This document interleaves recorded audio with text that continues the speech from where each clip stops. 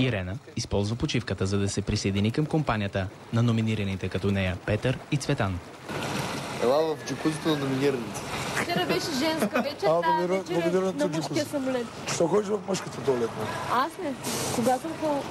Това не е мъжката туалетна, това е общата туалетна. Мъжката, жените пикаят всички там. Аз съм женската стая. За какво оттам трябва да я разнасяме до другата? Ние те предобедем нам на изгоди изобщо. Да има жена, тя не е там. Ще ме издат с парцалите. Тя напълно бойкотира женски лагер. А те в момента мен как ме гледат? Те ме въобще как не те гледат. Аз съм най-дразнищия елемент в момента.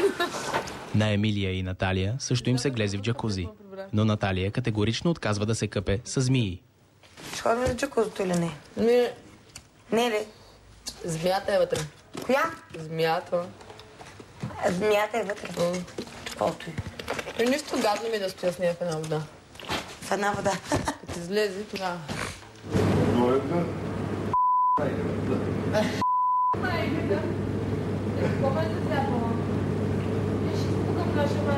Ще